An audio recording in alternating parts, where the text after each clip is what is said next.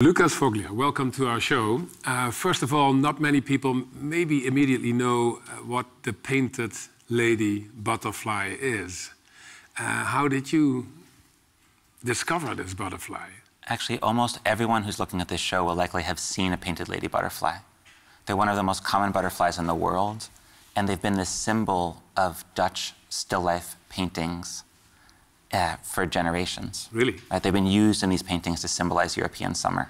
So if you go to the Rijksmuseum here in Amsterdam, you'll see the painted lady. You will see painted lady butterflies delicately perching on fruit. Really? You know the Dutch word for the painted lady? Can you pronounce it for me? You do it. Distelmüller? Distelvlinder. Distelvlinder. That's it. What made you decide to follow the journey, the path of the painted lady?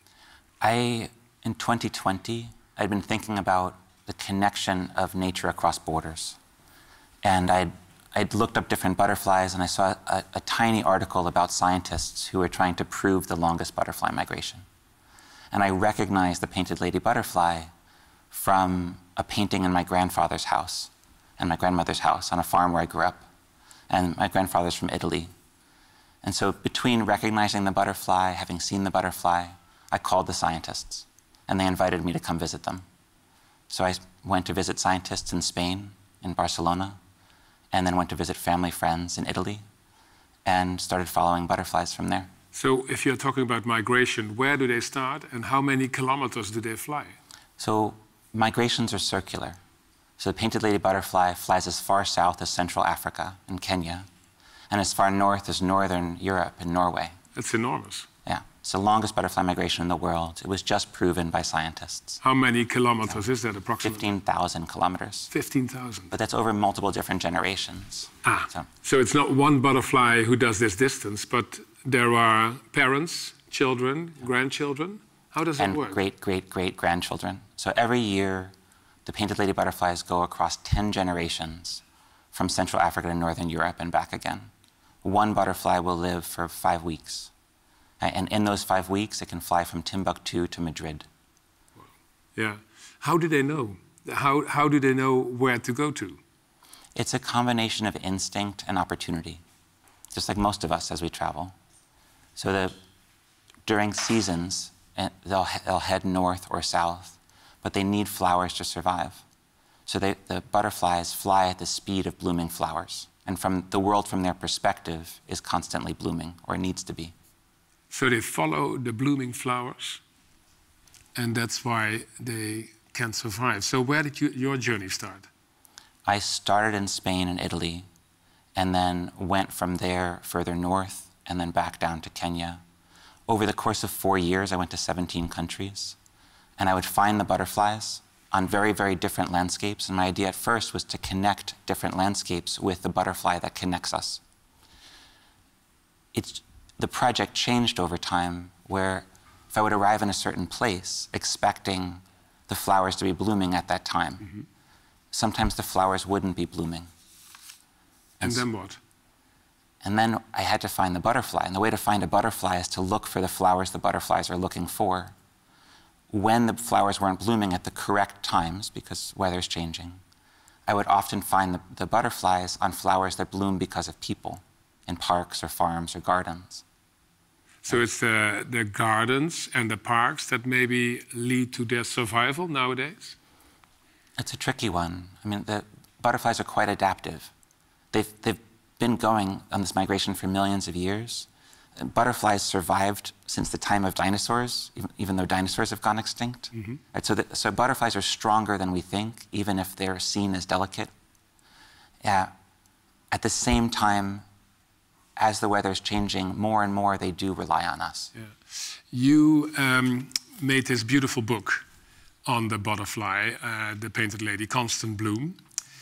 Now, there is a scene where you are standing on the beach in Tunisia, Northern Africa. What happens there? I was looking for the butterflies at the northernmost point of Africa, just before they drink nectar on flowers and then fly across the Mediterranean Sea. At that point in the project, I was focused on butterflies connecting landscapes across borders. While I was looking for the butterflies, some teenagers came up on a motorcycle and asked what I was doing. And that happens a lot. And I welcome them to help. So we spent a whole day together looking for butterflies. The teenagers at the end of the day asked for pictures on the edge of the cliff with the Mediterranean Sea behind them. And I made some photographs of them and gave them copies. And one of those teenagers called me a few months later saying he had arrived in Italy on a boat and asked if I could help, and also asked if the butterflies had gotten there safely. Really? So he was a refugee? He had become a refugee. Yeah. And so your book is not only about the painted lady, but also about social issues, like migration, like refugees, like people who are looking for a new life in Europe. I couldn't help but find a symbolism or a metaphor in the butterflies, right? Because they're flying based on need, and they're looking for home in new places. So are you comparing the painted lady to people who are looking for fortune, luck, a new future in Europe from Africa? And I couldn't help but interweave it into the project. Right? So in the project, in the book, in the exhibitions, there's photographs of the painted lady butterflies. There's photographs of people in their daily life interacting with the butterflies. We see here coffins and flowers that don't bloom anymore. Where is this? What is the story? So when I got to Tunisia, I saw the people leaving. And when I got to Italy and staying in Lampedusa, I couldn't help but meet people who were landing on the shores trying to come to Europe. And in the house where I was staying, across the street from that house, there was a graveyard. And in that graveyard, there was a building where the Italian government, was storing bodies of people who had drowned at sea and to be buried in unmarked graves. Lampedusa naturally is the island in between Northern Africa and Italy, where a lot of refugees land, sometimes alive, sometimes dead. So your journey continues. You're still following the path of the flying butterfly. And then also we see in your book, and by the way, in the exhibition that opened this weekend in the Fotomuseum in Den Haag, beautiful exhibition, you come across scenes in the Netherlands. You're traveling here as well. What do you see here? First, Amsterdam, where we are now. In Amsterdam, I saw protest, the Dutch farmer protest, and aligned with other groups against refugees and against reforms towards agriculture and climate change. And so I saw people pushing against a change that I see as like towards sustainability. Right. So you see, you are here on the Dam, the central square in Amsterdam, and you see the protests. It was full of people. Yeah. And I just happened to be there at that time looking for butterflies. By coincidence. So it was coincidence. So you're still following that path. Then, so we have the farmers here in Amsterdam. Yeah. Then you have a sign of a photo of a place. When I got to Ter Apel, the sign struck me where it points for one direction refugees go and the other direction is town.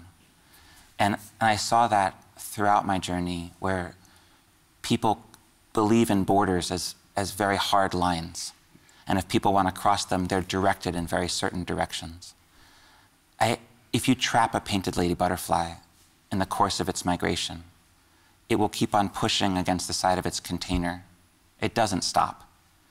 And the route that we described across the Mediterranean is now the deadliest human migration route in the world. Here we see a photo of a painted lady, very old, right? The wings are not really working anymore, I think. So this is also a symbol for what is happening in the social issues. I see symbolism in the butterflies. Yeah. We haven't talked about climate change. So you just explained that the butterfly is very resourceful getting its food, even though in nature it's getting more and more difficult. What can we learn from the painted lady? Painted lady butterflies adapt and they move, and their strength is based on their ability to move. The wildflowers that the painted lady butterflies look for are changing when their blooming is changing. They have learned to like plants that grow near us and that bloom because of us. And so what I've seen in the painted lady butterflies is a willingness to change. It's based on their instinct and their need. I see the same for people, right? Ideally, would like that same for people. But the situation is quite different now. For example, we have been talking about refugees, and the policies against refugees are really harsh. Here in Europe, in your country, the United States as well. Oh, I know. And people are pushed out, back to where they came from. But people and butterflies are different. What I've learned from following butterflies and the people I've met who migrate along the same routes as the butterflies is that people don't stop and butterflies don't stop. They keep on pushing when they need to. The route I followed across the Mediterranean has become one of the deadliest in the world since the land border was closed between Greece and Turkey. And so when people couldn't go across land, they started going across the sea. Why is your exhibition here in the Netherlands opening specifically this month in May? The show opens now because it's the moment when painted lady butterflies are arriving in Europe from across the Mediterranean. And flowers are just starting to bloom out the windows of the exhibition. And if people go to see the exhibition, they might see a painted lady butterfly on one of the flowers growing outside the window. So they're coming into the Netherlands right now? Within the next weeks, I should be here. And is the circumstances, the weather, it's not raining, for example, since many weeks here in the Netherlands, it's very dry. How are the circumstances for the painted lady? The painted lady butterflies rely on rain across countries and continents. It happened to rain a lot in northern Africa this year. So there are many butterflies coming in. There's an invasion. Let's call it a flutter. A flutter, that's a better word, yes. And so the painted lady butterflies are arriving. If the flowers are not here, they will look for gardens, and they will look for parks, and they will look for farms. Ideally ones that are organic without pesticides. And you'll see them and they will survive. Yeah. They'll learn to survive. Last question, Lucas. What does this butterfly mean to you? Which role does it play in your life? For me, it's taught me a lot about hope. I've seen these butterflies in places where I would never think a butterfly could be.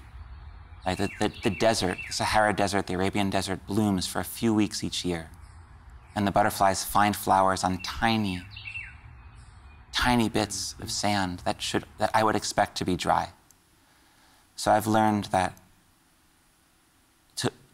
to find examples to promote, to find resources that can grow, and to continue. And I think there's a lesson in the multiple generations of the butterflies, that each generation pushes forward not knowing where its parents have been. There's a lesson in the butterflies for that kind of continuation and in the ability of a population to nurture different spaces. If you eat fruit, it might have been pollinated by a painted lady butterfly arriving from Africa or the Middle East.